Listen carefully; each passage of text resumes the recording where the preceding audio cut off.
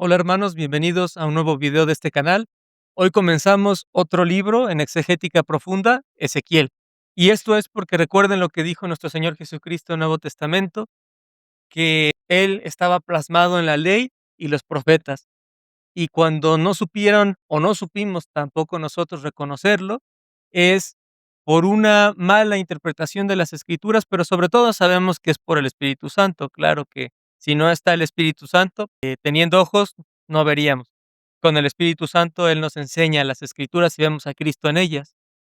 Pero recuerden las palabras a los fariseos y los escribas de parte del Señor. No lo pudieron ver en la ley y los profetas. Y nosotros como cristianos usualmente despreciamos mucho el Antiguo Testamento porque creemos que es aburrido, sobre todo cuando éramos más inmaduros en la fe, o lo vemos como un yugo, pero nacidos de nuevo ya en el Espíritu, gracias a la cruz de Cristo y elegidos por el Padre, vemos ahora con deleite la ley de Dios y en ella encontramos gracia porque podemos ver cómo amar al Señor en su revelación especial que ha venido desde arriba hacia abajo y cómo podemos agradarle.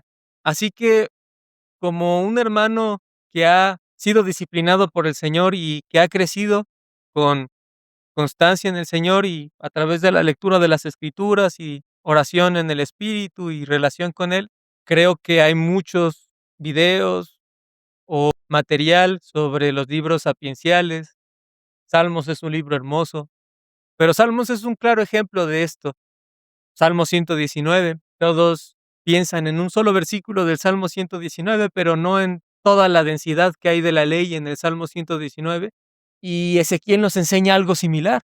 Para los capítulos 36, 37 vemos que Dios ha puesto su ley en nuestro corazón y en nuestras mentes, nos ha cambiado el corazón duro que teníamos y ahora a través de su espíritu podemos adorarle como Él nos enseña, muy empatado con Jeremías 31, por ejemplo. Pero cuando nosotros no analizamos estos libros o los dejamos arrumbados en nuestras Biblias, perdemos mucho el enfoque de quién es Cristo. Y el Señor es misericordioso, es amoroso, como vamos a ver en esta introducción del libro y primeros versículos del primer capítulo, pero también es justo. Así que el libro de Ezequiel ustedes tienen que entenderlo como un llamado al arrepentimiento. Esa es una prima para entender el libro y en general otros libros similares como Daniel o Revelación, en que no se trata de la simbología del libro. No vean el libro como lo vería una bruja o como la vería un hijo del pecado, no lo vean como un horóscopo, vean a Ezequiel hacia Cristo y Ezequiel nos enseña el Evangelio. Estamos llamados a arrepentirnos del pecado para buscar al Señor. Y quien no siga ese arrepentimiento, pues básicamente habrá un infierno y un crujir de dientes, y es lo que nos está enseñando el libro. Entonces, el contexto global del libro, recuerden que ustedes tienen que dividir a los profetas en antes del exilio o preexílicos, exilio, exílicos y postexilio. Hagan una línea del tiempo con los reyes y van a tener mucha bendición al meditar las escrituras si ustedes empatan la línea del tiempo de los reyes y de los profetas, como consejo extra. Pero bueno, Ezequiel está en este marco del exilio, entre salir al exilio y el exilio usualmente se ve como un castigo de Dios fuerte, y sí lo es, pero en realidad es una disciplina en amor para el pueblo que había desobedecido, pero es una última medida, digámoslo así, que Dios toma con el pueblo para arrepentimiento. Piensen en Pablo en Corintios diciéndole a la congregación que saque al mundo o al pecado o a Satanás, al hombre que había tenido relaciones pecaminosas, y esperando que el pueblo se arrepintiera y volviera y buscara al Señor. Así que es una medida en realidad de misericordia del Señor para ver si en el exilio el pueblo voltea sus ojos de nuevo a Él y lo busca, como dice Joel 2 y que después Pablo usa, sobre todo Pedro, usa en el Nuevo Testamento la analogía de voltear y buscar al Señor. Quién sabe si el Señor, al buscarlo en arrepentimiento, nos perdonara, ¿no? Y sabemos que la salvación proviene de Cristo y solo por gracia, y que estamos predestinados de acuerdo a la Biblia y a la exégesis bíblica por el Señor, pero todos están llamados a arrepentirse. Y en ese sentido, Ezequiel es un libro que llama al arrepentimiento. Así que una prima para entender el libro es que el libro no es simbológico, sino analógico. El libro enseña moral más que entender las imágenes como un humano del mundo, tienen que entender todas las analogías que dice el libro para Cristo.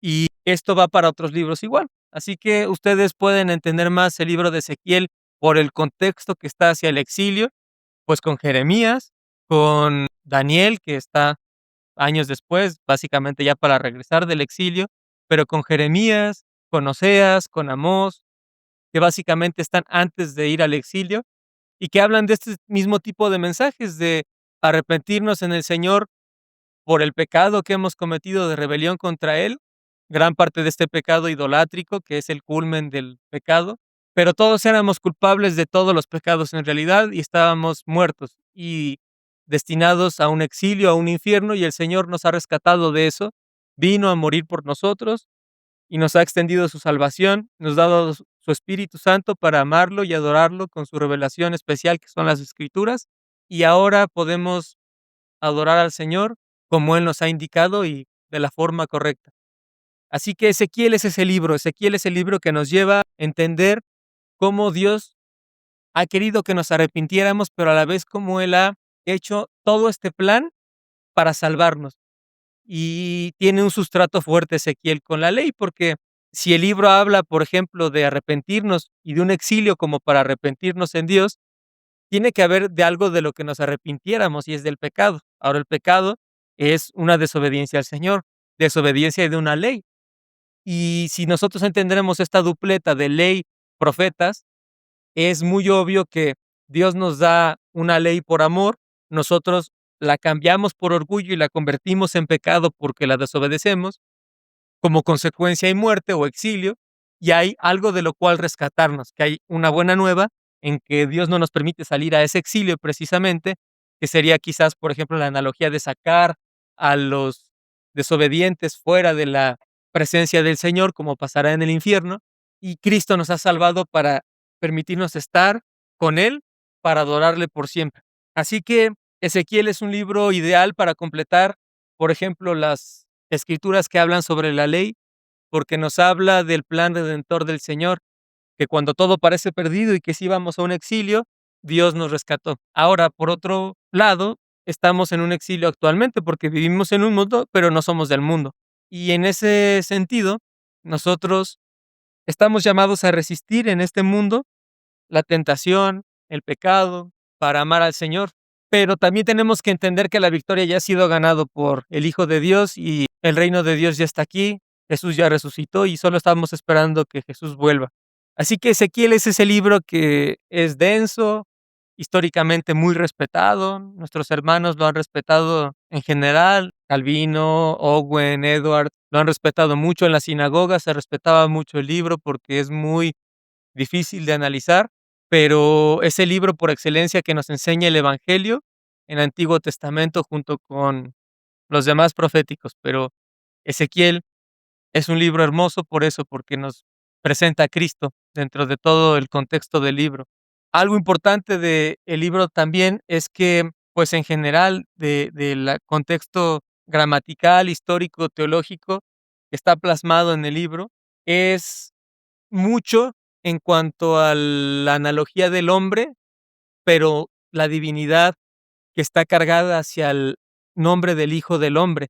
Y eso es muy importante porque Hijo del Hombre es un término o una forma en la que Cristo se llama a sí mismo más de la mitad de su ministerio público hasta que lo decide cambiar a Hijo de Dios prácticamente al final para entregarse a los hombres y cumplir con su encomienda, la voluntad del Padre, y morir y resucitar. Está cargado de tanto humanidad como de deidad, y eso se plasma mucho en Ezequiel.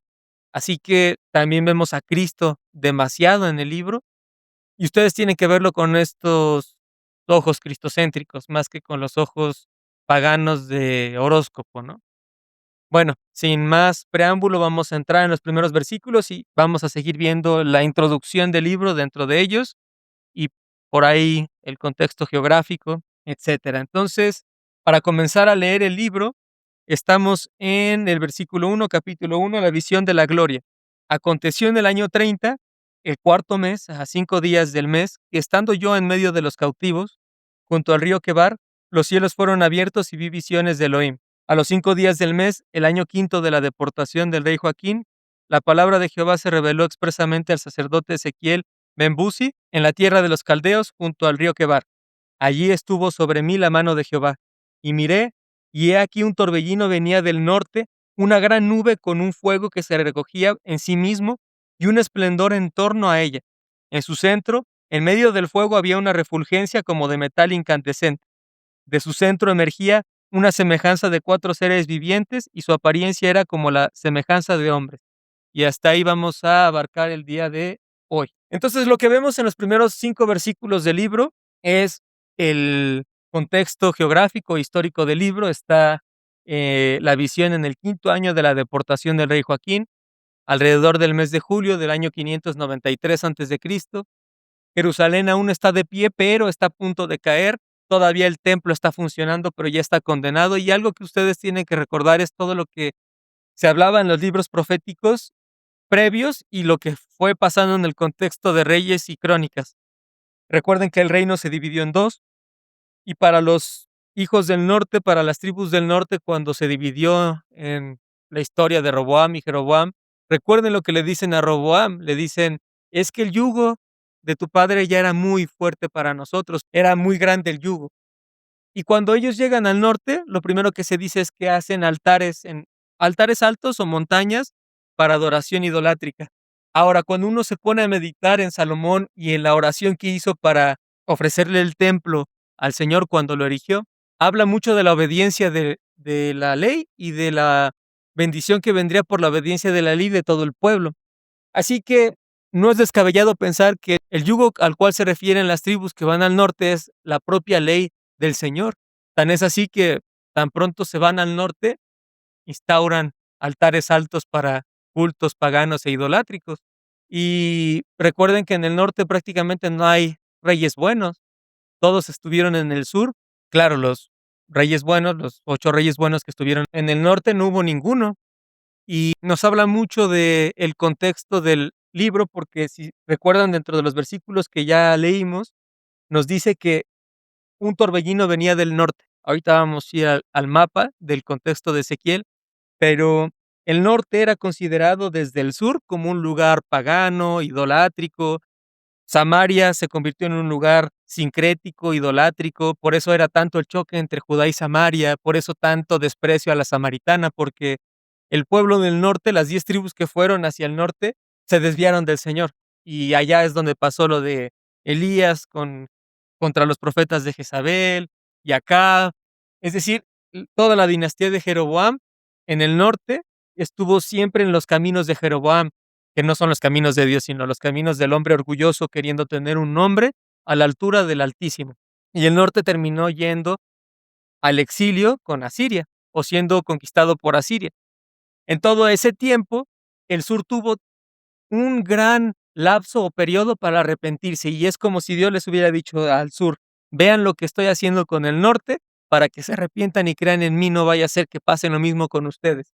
Pero el sur terminó cayendo igual, y tan pronto el norte cayó con Asiria, es como si Dios hubiera volteado a ver al sur, y ahora tocaba el juicio contra el sur, porque el Señor es tardo para la ira, pero no quiere decir que la ira del Señor nunca va a llegar. Y ese es un pensamiento del hombre pecaminoso y también de los demonios, pensar que Dios nunca va a generar un castigo, porque no hay ninguno libre de culpa, todos somos culpables, todos estábamos hundidos en pecados, y todos los hijos del pecado son culpables de rebelión contra el Señor y no tienen excusa. Tampoco nosotros la teníamos, pero nosotros tenemos a Cristo, que nos ha hecho morir y resucitar con Él, y nos ha perdonado y nos ha lavado con su sangre. Pero si no, nosotros estaríamos igualmente condenados que los hijos del pecado y los demonios. Pero la situación aquí es que el sur tuvo mucho tiempo para arrepentirse y no lo hizo. Y cuando llegó el punto de no retorno, llega este tipo de libros en el cual se dice que van a ir al exilio y ya no va a haber vuelta atrás, ya no hay forma de evitarlo. Lean Miqueas. Miqueas justamente habla entre esta tensión entre el norte y el sur, y cuando ustedes vuelvan a leer o meditar Miqueas, vean cómo el sur ya no tiene retorno en cuanto al castigo. También asócienlo a Deuteronomio 28:32, donde Dios dice: "Por la obediencia va a haber bendición y por la desobediencia maldición". Chequen todas las maldiciones que hay por desobediencia y cómo Dios va progresivamente aumentando el castigo, y vean cómo todo se cumplió entre el periodo de jueces hasta reyes, hasta los exilios, como los castigos no se los inventó Dios, sino que estaban como advertencia en la ley, y eso nos hace más culpables, porque sabiendo el castigo, aún así hicimos el pecado y matamos a Cristo en la cruz. Así que no hay excusa, como dice Romanos 2. No hay excusa, todos estábamos llenos de culpa, llenos de pecado, y el Señor nos ha perdonado y nos ha hecho nacer de nuevo, pero no debemos pecar más para que sobreabunde la gracia como cristianos. Así que Ezequiel nos enseña que hay un punto de no retorno. Si quieren analizarlo también con pasajes como el pecado imperdonable, hay un punto de no retorno, y no es que Dios no pueda perdonar a alguien o que alguien se suma tanto en un tipo de pecado específico como para que ese pecado sea imperdonable, sino que entendemos que ya con la revelación general, ya con inclusive la revelación especial en esta época para todos nosotros, llega un punto en el que la rebelión o prevaricación es tan importante contra el Señor que básicamente el endurecimiento pasivo genera que una persona no se vaya a arrepentir contra el Señor, sino todo lo contrario, blasfeme contra el Espíritu, y eso ya es un punto de no retorno. Ahora, nosotros somos los culpables de esa rebelión contra el Señor y de ese pecado. Básicamente, sí, de acuerdo a la Biblia, nosotros somos culpables del pecado y condenación, y el Señor es el único que tiene méritos en la salvación. Nosotros no somos el número uno, Dios es el número uno en las Escrituras. Recuerden, Deuteronomio 6, lo más importante es amar a Dios con todo el corazón, con todo el alma y con todas las fuerzas, y luego al prójimo, recuerden, ¿no? Levítico 19. Pero Deuteronomio 6 nos marca cómo debemos ser como cristianos también. A veces se nos olvida, ¿no? Pero primero va Dios y luego el prójimo. Son las prioridades del reino. En ese sentido, el pueblo, en el contexto de Ezequiel, estaba destinado a ir al exilio, y no fue un castigo muy duro de Dios, fue un castigo proporcional contra el pecado. La lex talionis que Dios dio en el Antiguo Testamento, o la ley del ojo por ojo, para frenar el pecado, en realidad Dios la aplica para contra el pecador, y justamente, es decir, un lex talionis de Dios cobrándole al pecador. El lex talionis de Dios para contra la creación caída en rebelión es justa. Que Dios cobre lo que le debíamos es justo. Ahora, a nosotros también nos cobró, pero en la cruz de Cristo. Eso nunca se nos debe olvidar, porque sí cobró nuestro pecado, pero no a nosotros, a Cristo en la cruz, y de una forma horrible e indescriptiblemente dolorosa. Así que Ezequiel nos enseña eso. Otras cosas que aprender de Ezequiel como contexto: Ezequiel era hijo de Buzi, sacerdote de la línea sadoquita. Recuerden investigar siempre la profesión o el trabajo de los profetas. Hay algunos de los cuales no se dice sobre su trabajo, pero muchos sí. Así que Ezequiel era sacerdote. Ha habido sacerdotes dentro de los profetas, y también había campesinos o pastores, también había, pues, parte de la alcurnia o entre políticos como Isaías, Miqueas, campesinos. Ha habido de todo entre los profetas, ¿no? Y también entre los apóstoles. Tenemos a Pedro, tenemos a Pablo, y todos decían el mismo mensaje de parte del Señor. ¿Qué quiere decir? Que es un espíritu el que habla, y también el que está en nosotros, un espíritu. No es cuestión de intelecto. Entender Ezequiel o los demás libros de las Escrituras no es tanto cuestión de intelecto, en realidad es cuestión de que el Espíritu viva en nosotros gracias a la cruz de Cristo, que nos ha bautizado Cristo con su Espíritu. Y eso lo aprendemos de forma sincrónica con Levítico. Gracias a que Jesús nos ha lavado con su sangre y nos ha hecho santos, ahora ha puesto su Espíritu en nosotros, y el Espíritu vive en nosotros y nos ha abierto los ojos, nos ha dado nuevos oídos, y ahora podemos ver lo que sin Él no podíamos ver. Una analogía muy bonita que meditaba en la semana y que es muy hermosa, por ejemplo, recuerden las parábolas sobre las vírgenes o las parábolas sobre el siervo fiel, que están en el mismo capítulo de Mateo. Y la lámpara sin aceite no alumbra, y tuvieron que ir por aceite buscándolo, pero se les cerró la puerta porque no previeron. y sabían que tenían que tener aceite, pero no lo previeron. Llegó el novio, cerró la puerta y dijo que no las conocía. En el de los siervos fieles hay alguien que multiplica, o hay 2 siervos que multiplican y uno que esconde el talento, pero lo más importante que dice el que esconde el talento es: "Yo sé, o sabía que eras un dueño implacable, que siempre toma de donde no sembró o cobra de donde no sembró". Es decir, nadie está exento de culpa, todos estábamos encaminados a un sufrimiento y crujir de dientes, porque nadie tiene excusa contra el Señor, como dice Romanos 2.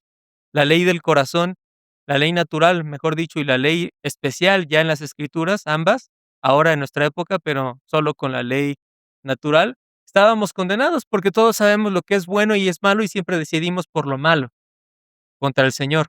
Así que, cuando necesitamos este tipo de pasajes, el aceite necesario para la lámpara de las mujeres, o la postura necesaria de los siervos como para multiplicar el talento, es el Espíritu Santo. Es el Espíritu Santo, porque el talento es las Escrituras, y la lámpara es las Escrituras que alumbra nuestros pies, ¿cierto? Pero sin aceite la lámpara no enciende. Y sin la disposición adecuada para multiplicar el talento, lo hubiéramos enterrado. Así que, ¿quién es el que hace el cambio para nosotros? El Espíritu Santo. Sin Espíritu Santo podríamos tener las mismas escrituras, pero entenderlas de forma legalista o de forma antinomianista, que es lo que hace el mundo. Pero como hijos de Dios, teniendo el Espíritu, las entendemos como el Espíritu las enseña para Cristo.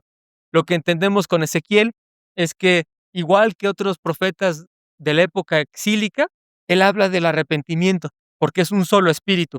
Eso es muy importante, muy, muy importante. No importaba tanto si eran sacerdotes, si eran reyes, lo que importaba es que un espíritu habla siempre, y es el Espíritu de Dios, tercera persona de la Trinidad. Así que Ezequiel era sacerdote y tenía un dominio especial de las Escrituras, como por ejemplo Pablo, pero el Espíritu es el que lo enseña, el Espíritu es el que cuadra las Escrituras hacia Cristo, no hacia el legalismo.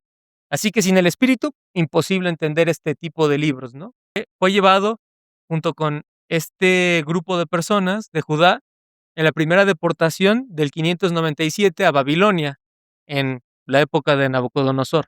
Esta deportación fue precisamente en el sentido de la escritura del libro, ya no en Jerusalén, la escritura del libro, sino junto al río Quebar, que por cómo se entienden en cuanto a los canales históricos en la siriología, en Éufrates o cerca del Éufrates, en un ramal cerca de Nippur, en Babilonia. Así que el contexto del libro es justo ese punto en el que el pueblo sale al exilio.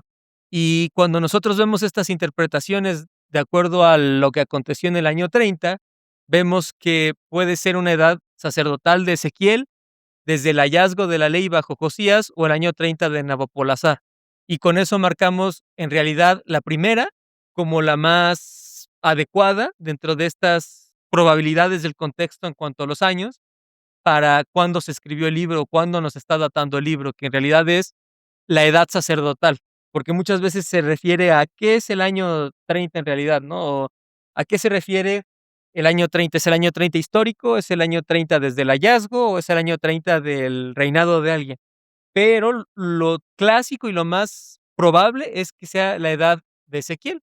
Y el versículo que nos habla de esto tiene este enfoque porque dice: "Aconteció en el año 30, del cuarto mes, a 5 días del mes, que estando yo en medio de los cautivos", y hablando en primera persona, sobre todo porque el año 30 era el año usual de iniciación de un sacerdote, que correspondería con el oficio de Ezequiel y de la preparación de Dios para un profeta como Ezequiel. Así que Orígenes, Jerónimo, Calvino, el propio autor del Nico, Daniel Block, del comentario, sostienen que lo más coherente es que se refiere a este año 30, a la edad del profeta, a la edad canónica en la que un sacerdote entraba en su ministerio, de acuerdo a Números, por ejemplo, capítulo 4. Así que probablemente era la edad de Ezequiel cuando comienza su ministerio de sacerdote, y justo ahí pasa todo este contexto.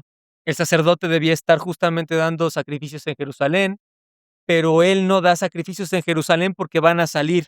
Entonces, gran parte del libro está en una lamentación en cuanto al sentimiento del libro, y es porque un sacerdote levita no estaba dando sacrificios en el templo, sino que debía estarlos dando, pero por el exilio no los daba en el templo.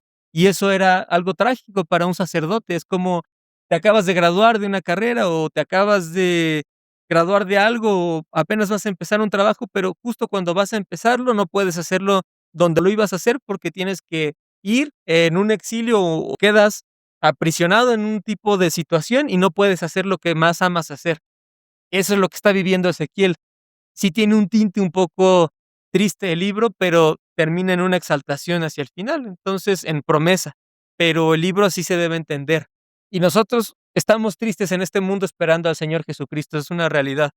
Quisiéramos que viniera ya hoy, como entendemos también en Revelación, desde la moral del libro, quisiéramos que Jesús volviera hoy. Sabemos que puede volver en cualquier segundo del futuro, incluyendo el futuro, el próximo segundo de este mismo día, pero quisiéramos que viniera ya hoy para adorarle por completo.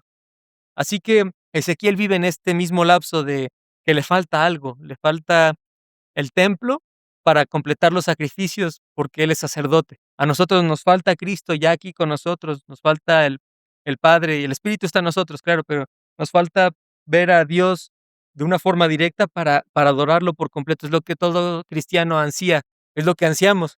Así que vivir es Cristo y morir es ganancia, ¿verdad? Pero este mundo es triste por eso, porque estamos lejos de nuestro Dios, aunque el Espíritu vive en nosotros, estamos lejos para como poder abrazar, por ejemplo, al Señor directamente o poderlo ver al rostro directamente. Y eso es lo que vive Ezequiel en este contexto de exilio.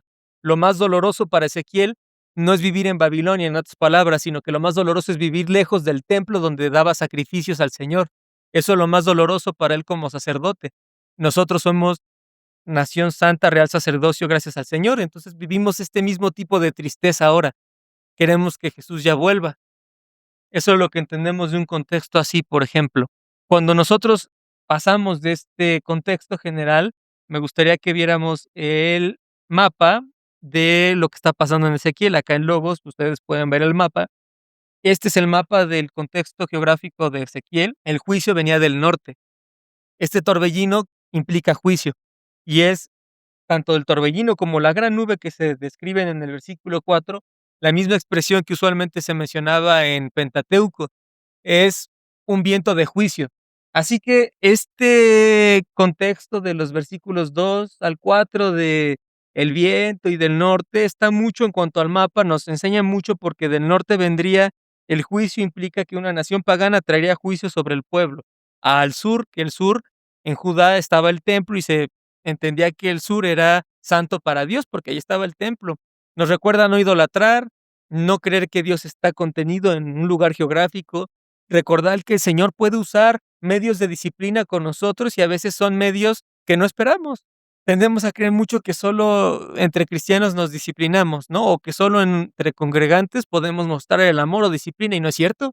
El Señor nos llama a amar al enemigo, a amar al prójimo.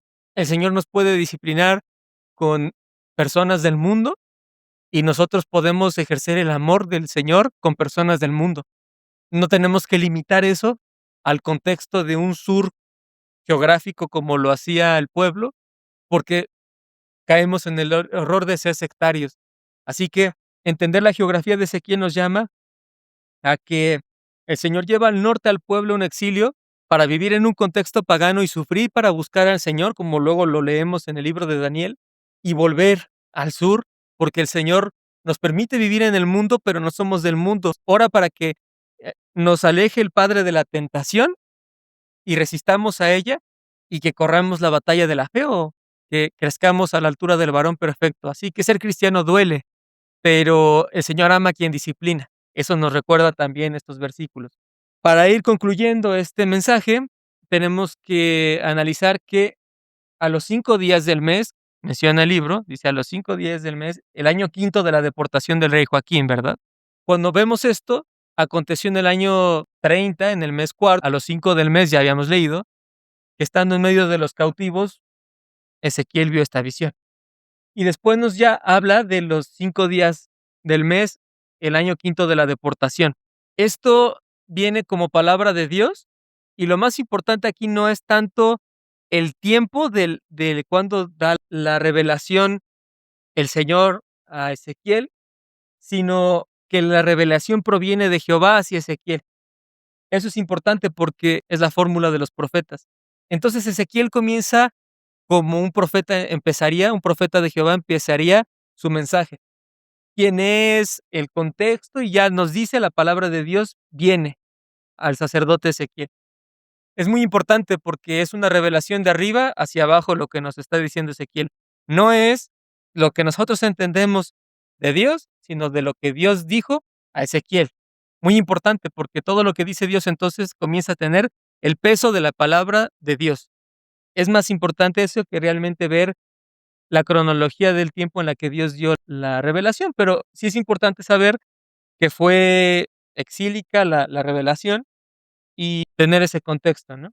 Allí estuvo sobre mí la mano de Jehová, y miré, el torbellino ya lo hablamos, venía del norte, una gran nube, con un fuego. Recuerden, el fuego habla precisamente de esta santidad de Dios, que al Hijo de Dios lo purifica hasta lo sumo, lo veremos en Levítico, pero al hijo del pecado lo consume, porque el fuego santo de Dios es como esa espada de 2 filos de la que habla el Señor.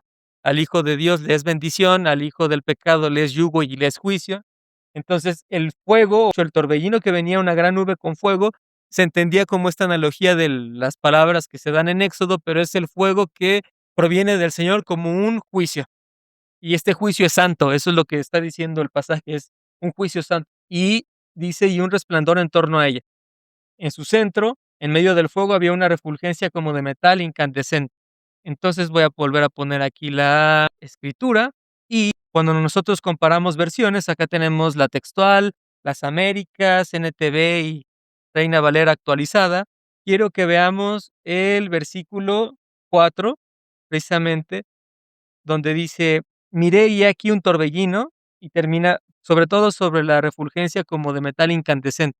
Cuando nosotros comparamos los pasajes, vean algo como metal refulgente, dice las Américas, en medio del fuego, 44% de diferencia con la textual. NTV 65% nos dice, y en medio del fuego resplandecía algo que parecía como de ámbar reluciente. Y Reina Valera actualizada, 38% de diferencia con respecto a textual, nos dice, en su interior había algo como metal resplandeciente en medio del fuego.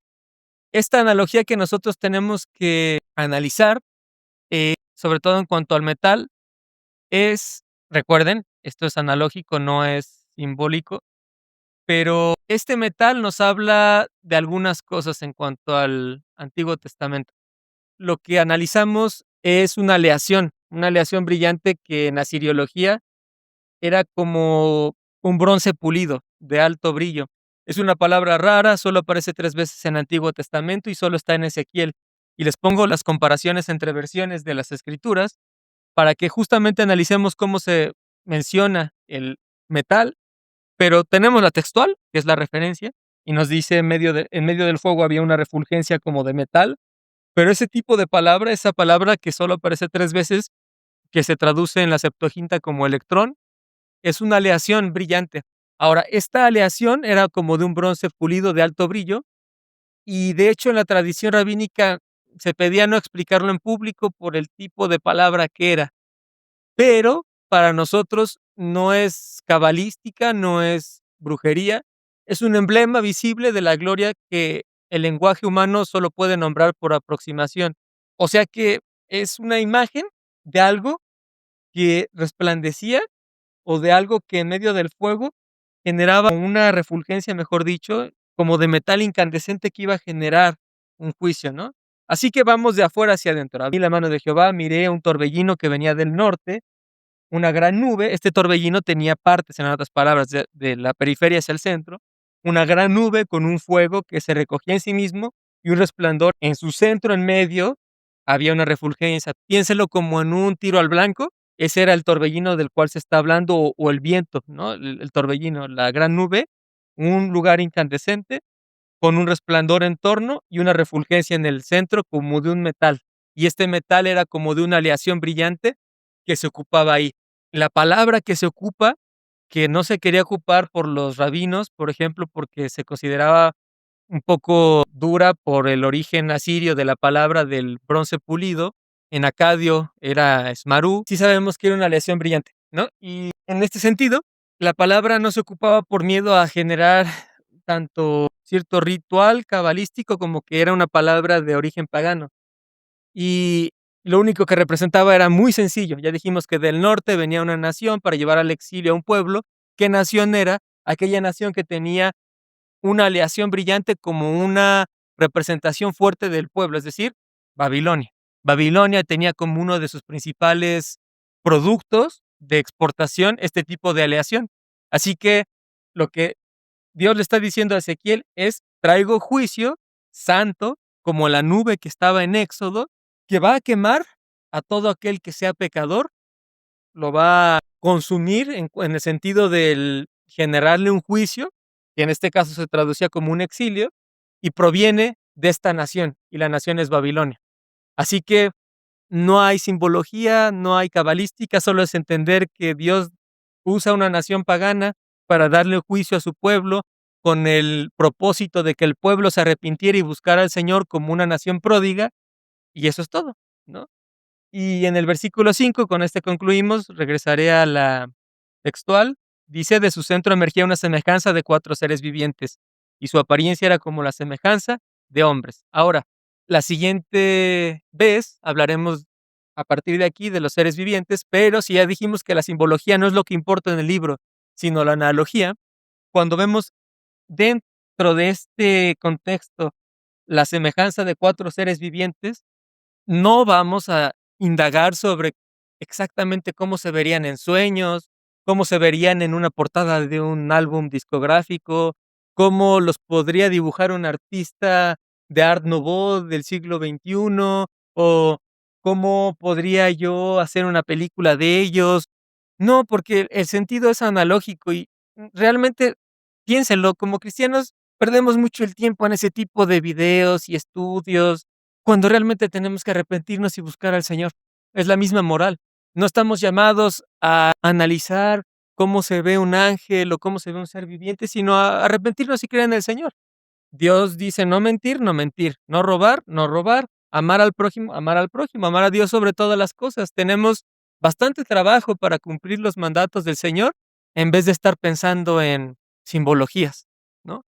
Así que con lo que nos quedamos principalmente en el inicio de los seres vivientes es que es una semejanza. No está diciendo Ezequiel que sean exactamente como se plasmarían los seres vivientes, sino que dice que es una semejanza de 4 seres vivientes, algo similar a, y su apariencia era como la semejanza de hombres. Así que él nos está intentando decir cómo eran. Y cuando veamos esto en la siguiente ocasión, veremos que esa semejanza de los seres vivientes habla básicamente de la plenitud de la creación, es decir, de todo el pueblo. Habla a la usanza de Levítico, como lo hemos mencionado, de animales del cielo, mar y tierra, por ejemplo, en los capítulos de Levítico 11 o en la creación en Génesis. Cuando habla de los seres vivientes, habla de la plenitud de los tipos de seres que están en realidad por grupos. Es decir, nos está hablando de todo un grupo o de una plenitud de seres a la semejanza de hombres.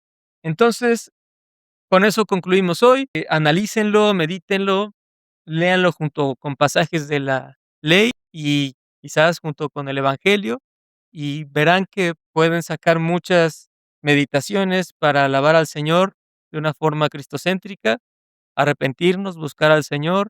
Así que los esperamos en la siguiente ocasión y les agradecemos que hayan estado con nosotros.